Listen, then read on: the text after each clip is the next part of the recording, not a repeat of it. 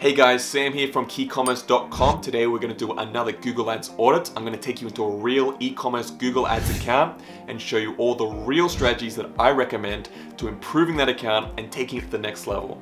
Let's get into it.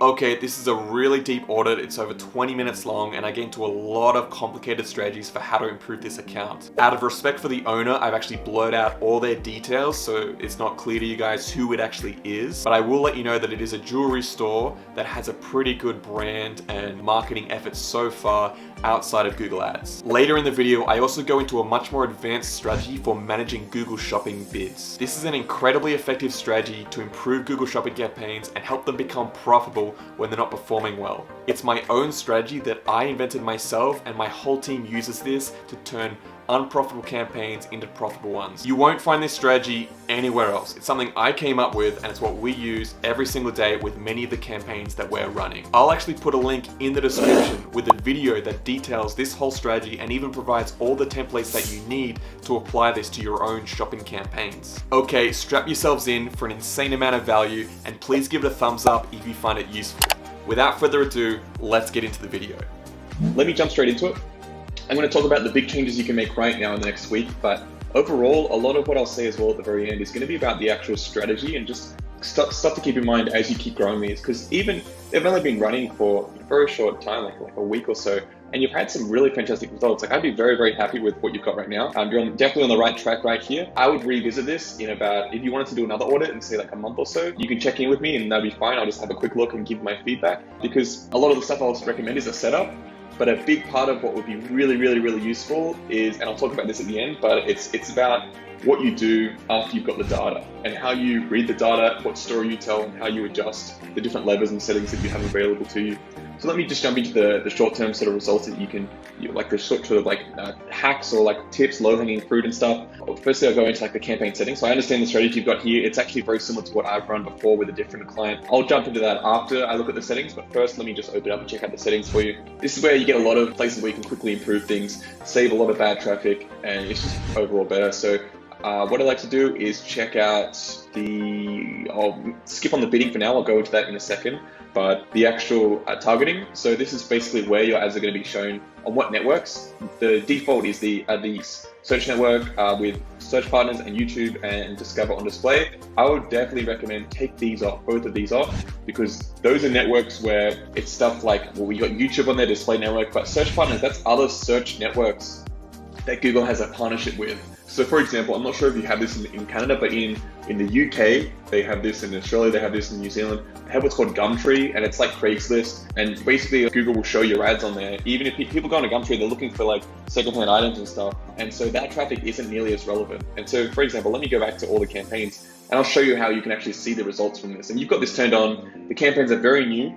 Google hasn't gone crazy on this for you just yet. I'll open it up for you. So basically you can go into campaigns here. So I'm looking at all campaigns and there's a segmentation button. Recommendations, sorry about that. So go into segmentation here and look at networks and it'll split it up based on these different networks here. You can also do have a look at what else is here as well. It's really interesting, devices and all that sort of stuff. You can see some good data. But yeah, so it'll show the different ones here. So you've actually paid for a click on the display network. It's cost you 25 cents, nothing to write home about, but just keep that in mind that I almost always see in all my clients' accounts and ones that I audit that these perform worse than search networks. So especially if you're starting out, you want to get results as quick as possible. Focus on that chunk of the pie where you think you can get the most results right now. So I would turn those off in those campaign settings. Also, locations is the big one where people can, Google can really take your money. So here it says, these are the different ways that it targets the US. That's what you've got set. People in or show interest in your targeted locations. People in or regularly in your target locations. This is how Google looks at the United States and go, okay, how are we gonna show for these people? Is it people that are in US or is it people that are show interest in? So show interest in could be someone that's in the UK and they're about to go to New York, and so they search for hotels in New York. They're showing interest in the US. Google potentially will then start showing them your ads. That's a big problem. And this is one of those recommended settings, and there's a bunch of these, like those networks, where Google wants to raise its revenue without harming you so much that you quit, okay? This is like the role of like some sort of like manager or agency in this relationship, is that, you know, you want to pay as less possible per click or per conversion, really. You want to, a better goal is you want to have the most profits as possible.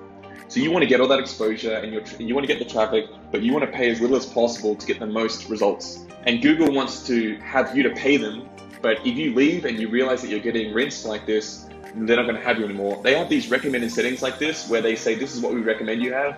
But for e-commerce and like all the other stores and when I used to work with local services, you know, this is, you know, you don't want this. Like, it's very rare that you want to show interest in unless you're doing maybe some sort of brand stuff, or maybe it is some sort of hotels or something. But even then, you would target the location regardless. Anyway, so yeah, so I would recommend changing that to the second one.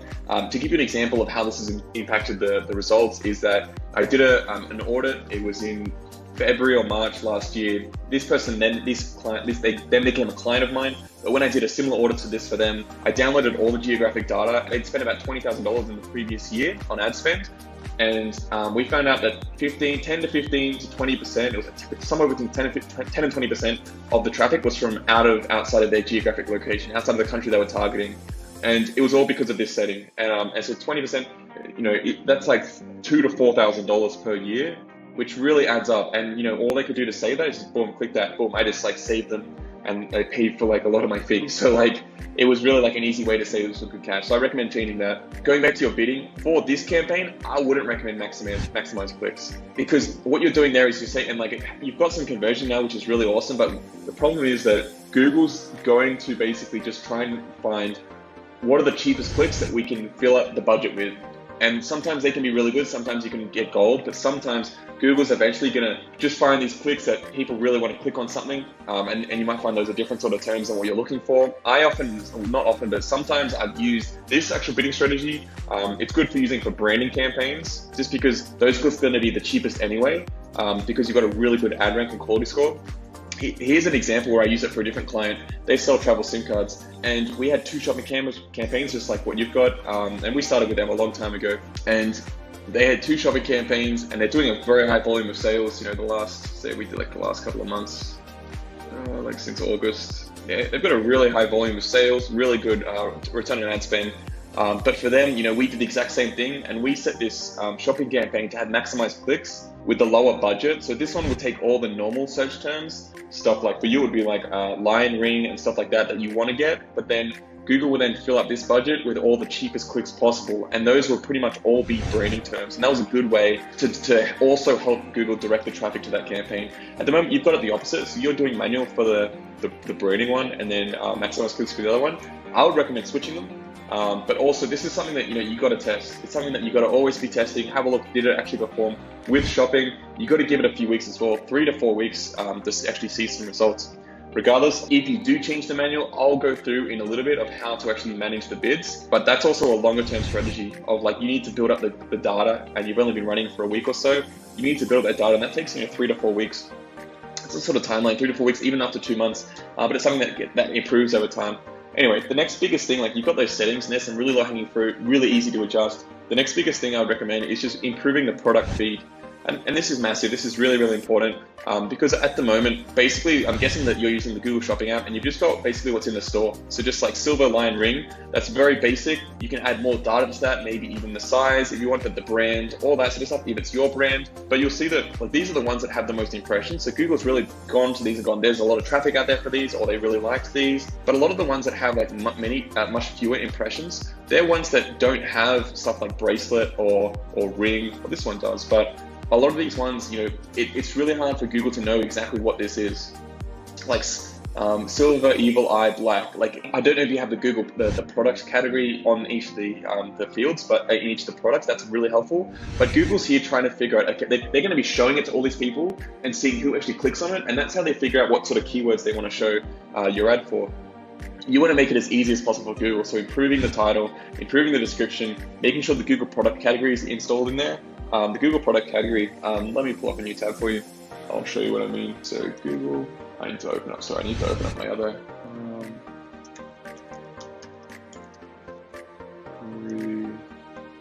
products. It's a tier, there it is. Sorry, it's a bit hard to find sometimes. So what this is a big list of all the different categories. I'll put a link to this for you in the messages and stuff. But yeah, so you basically want to go through, and if you haven't already, find like the rings one. Oh, I just went through it. Watch, see it right there. So yeah, so under jewelry, and so you want to make sure that in the actual Shopify feed, you've got the product category in there for each of these. If you haven't got that already, make sure your description's really good, everything. You want to try and fill out even all the optional stuff. Just give Google as much information as possible. What this does is it improves the ad ranking, because like when you've got how much you pay per click, it's like an algorithm that's based off two different factors. Your quality score, so quality score, search ads have quality score, shopping has quality score, but it's much more secret.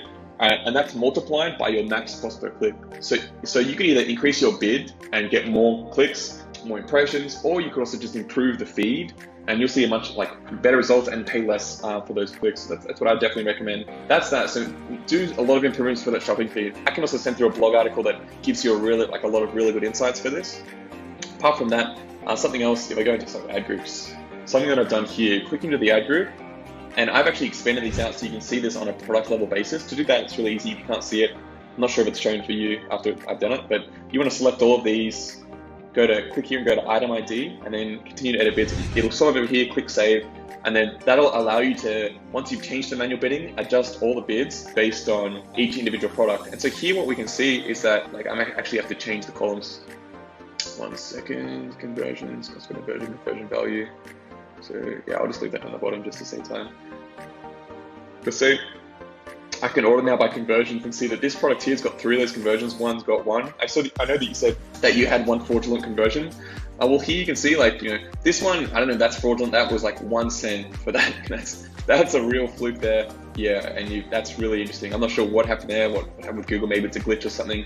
But for this one here, maybe that's much more reliable. And this product looks like it's got a massive amount of the good proportion, Pareto principle in action, a good proportion of all the clicks in the campaign.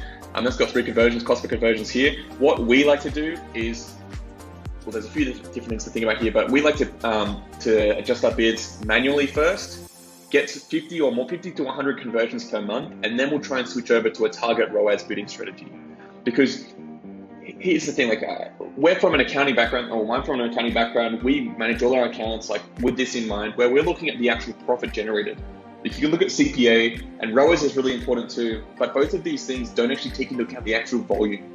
Because when you've got all your traffic, there's a fine balance between reducing your CPA and increasing your ROAS, and the actual impact that has on the actual volume of conversions. And at the end of the day, there's a balance between those to find out what the actual amount is in your bank account. Because you could have a ROAS of 20, but you might only have 1 sale per month, versus having a ROAS of 5, or maybe 2 or 3, and having 100 conversions per month. That might actually work out more profit in your favor depending on your profit margin. So that's something else to think about as well. But I'll send you a blog article as well about how we like to manage our bids. I did this for one client where they came on and it was kind of like you, but they'd been running for a few different months and they hadn't adjusted their bids at all. And they was generating some decent conversions, but it just wasn't profitable with their profit margin. So they were like, Sam, is there anything you can do? We're not ready to commit to your fee just yet and your services, but please have a look. And so what I did was I was like, okay guys, I'm gonna just spend a bit of time in the account making these adjustments. Let's see how it goes. And we made the adjustments, and then that month they went straight into profitability. It was boom, they made $500 in profit, which isn't a lot, but it was promising. Then the next month they went straight down into a minus again. And they're like, what happened? And I'm like, you got to keep on top of this. This is part of optimizing the account, making changes. The market can change, Google's algorithm can change, all this sort of stuff like that. So after that, they came on board with us, and we've been managing them ever since, and it just goes up and up and up. And so we're trying to maintain this balance between volume of sales and actually having profit. And they said to us, Sam, just make enough money in the account to cover your fee, and because we're going to use Google Ads just for growth of brand from that cold traffic. And that's pretty much what we did. That's what we've done since then. So yeah, so what we did was that we can download all these columns here, and I'll show you what it looks like right now. I'm going to get rid of all these, and I actually prepared this sheet a little bit, but I'm going to copy them in here just to show you. So you got to unhide these certain columns. So you've got average cost per click, so that's the performance, average cost per click, but clicks, conversions, conversion values, clicks, conversions, conversion value. Feel free to pause this at any time to have a look. I'll also link to this sheet too, so that you'll have access to this. But what we like to do is we download this. That's looking at all-time data. It's only been a week, but we'll be able to get a little bit of data, and you'll be able to see what I'm talking about here. Let's open this bad boy up. We open it up. I did this before, but I'll also just like paste it in just to show you. We do this for every single client, and this is pretty much how we manage accounts while it's in the manual stage. And it works really, really well. The idea is really simple. It's basically that every single product, the reason why we manage it individually is that every single product has a different average order value. So it's hard to see for yours just yet because you've only had one product converting. But on average, here's that one product. So let me just sort it so you can see them all at the top. So you got these two products that had the conversions, that one with the 1 cent. This one here is the one that had 3 conversions. Here it is. This is the one here, and that's the ID. I think that's the line ring. But basically what this does is it pulls in, it goes, okay, here's how much you're paying on average per click. And it pulls that straight in from Google. Here's how many clicks you had. Here's the number of conversions. Here's the total conversion value, so the total sales that you got from that. And then it works out using basically with the conversion rate, on average, how many clicks does it take between each conversion? So on average, it took you 35 clicks or so before you had a conversion each time. It then works out, okay, conversion value divided by conversions gives you the average conversion value. So every time someone purchased, on average, they spent $129.13. Then you put in your profit margin. So I don't know what this is for you. I'm gonna say 35%, because that's pretty average for my clients. They're 30 to 35% usually. Sometimes it's different, but that's pretty much average for e-commerce. And so that means that your maximum, the amount of profit that you made, not considering ad spend, from these clients was $45. Using that information, we can then look at it on a bidding basis and go, okay, we have $45 to spend on this product per conversion to get that to break even. We can then divide that by the net number of clicks per conversion to work out the max cost per click.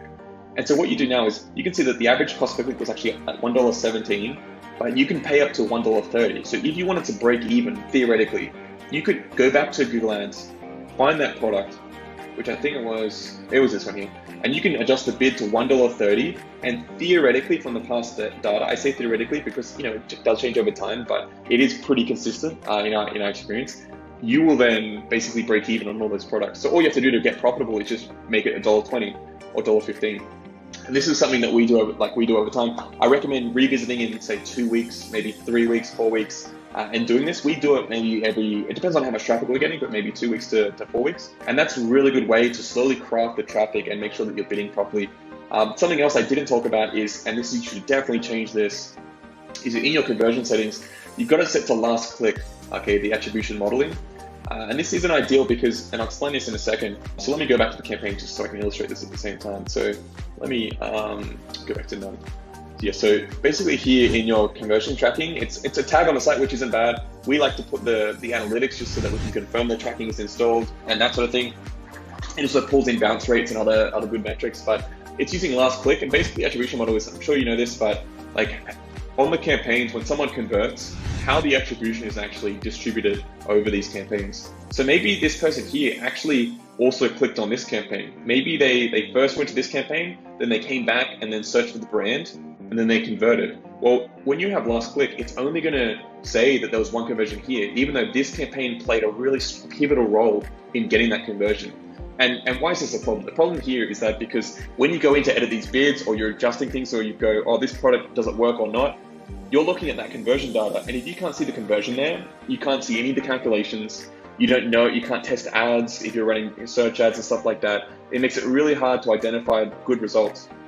And so what can often happen to people is they start excluding products and all this sort of stuff, and then their sales go down. They're like, what's going on? It's because they were using last click, and those products in it, those ads or whatever they paused, was actually one of the first clicks in the buyer's journey. And so that really helped them get them into the funnel, but it was these campaigns that actually closed them at the very end. So what I do like to change that to is when you edit it, I like to change it to position-based, either position-based or time decay, but I prefer position-based. That gives 40% of the credit to the start of the journey and then 40% to the last click. So start, first click, last click. It spreads 20% between the middle. And you'll often see, I don't know if you have enough data to do this right now, but when you go into search attribution, you'll be able to see here, and it will tell you some really cool stats about, yeah, here it is. So like 50% of your conversions, we don't have a lot of conversions, but usually that's between 30 to 50% for my clients. 50% of your conversions came from 2+ ad clicks. So people actually did click multiple ones. So 2 of those conversions, maybe one of them was fraudulent, but 2 of those conversions, people did click multiple products. Maybe the same in the same campaign. Maybe they came back at a different time period and clicked again. But this one, 25%. So one of those conversions, they actually had to come back a second day at least. It'll say actually here, it's frozen. It won't open it up. But yeah, if you click that open, it'll actually have a cool graph. Yeah, anyway, I'm getting ahead of myself. So that's something I would definitely look at, is that conversion tracking in there. Okay, what else was I going to talk about? Okay, cool. I'm going to come back to bidding. Another thing that you can do to get some results in the short term is, I know that you don't have any search campaigns. I would definitely recommend getting a bidding search, a brand search campaign. Sorry, yeah, a brand search campaign. You have a pretty unique brand name, so I would use exact match or phrase match for that. Just have one ad group. It's like the official store, that sort of thing. Just keep it really simple. That's going to be a really cheap campaign, but that's going to really help those people that do go from Facebook to Google. I would also think about and have a look into this. It's called an RLSA campaign. It stands for retargeted listing search ads. And what this is you can have a search campaign that might have much broader keywords, like golden rings, but you're not just targeting that keyword. You're only targeting that keyword if someone has already clicked on your website. And this happens a lot. So people will go to your website through your shopping ads, and this has a much better conversion rate, because their shopping ads perform really well when they're set up properly. They then go back to their store maybe a week later, they go back to Google maybe a week later, and they search for jewelry. They're still in that buying mode, they really want some jewelry, but they're not searching for direct keywords like lion ring or something like that. You can have a campaign that only shows if someone's already visited your store. So what happens there is that those keywords like golden ring, which might be much more competitive, because those people bidding on that are all these fancy jewelry stores that have these massive, amazing rings that they charge them $30K. So they have these big budgets and all this sort of stuff. You can then compete with those ones because you only bid on those those customers that have been to your store before. And those customers have much higher conversion rates because they already know your brand. This is just another touch point in that buying cycle. So that's something else that you can really look into, called RLSA search ads. There's a lot of stuff online about them, but they're not well utilized. I almost never see them in an account, but they can perform really well when you just really think about that buying cycle. Apart from that, that's pretty much everything I was going to talk about. I'm going to go into I showed you the bidding, so that's really cool. That's pretty much everything, Jay. I'm going to put some links as well so that you have this sort of data and everything. All the blog article, that sheet. I'll give you the product categories and stuff like that. I really hope this helped a lot. Please have a go at making those changes. But something I will stress, which I talked about at the very start of this video, was that you can make all these big changes now, but a big part of guiding the campaign is just make sure you check in every single day if possible, and look at the data and just try and make these changes to push it in the right direction, because a lot of these campaigns, they really rely on that touch point. So it's like looking at it going, boom, okay, let's just tweak, and push in the right direction. I'd say with the results you've got so far, there's a massive amount of promise. I think, potential. There's a lot of potential here. You're getting results already. That's fantastic. So I think, good on you. I think that's really good. Anyway, I'll let you go. But thanks for watching, and I hope this helps. Speak to you soon. Okay, that was a big one, and there are a lot of different strategies and recommendations I went through there in great detail. Like I said before, go check the description for that video on how to manage your shopping bids with my own template that I invented myself and have used to turn many campaigns into profitable ones. If this video was helpful to you guys, please hit that like button. And if you have any questions about any of the strategies I went through today, leave a comment below. I answer all the questions I get on my YouTube channel, and I check it every single day. I make a ton of videos just like this one on how to grow your e-commerce store, all the marketing strategies, operational stuff you should be doing, and I make a ton of other videos just like this one going into people's marketing accounts and providing my own recommendations. Check out the other videos on my channel and consider subscribing to learn more about growing your e-commerce store. Thanks so much for watching, guys, and I'll see you in the next video. Bye for now.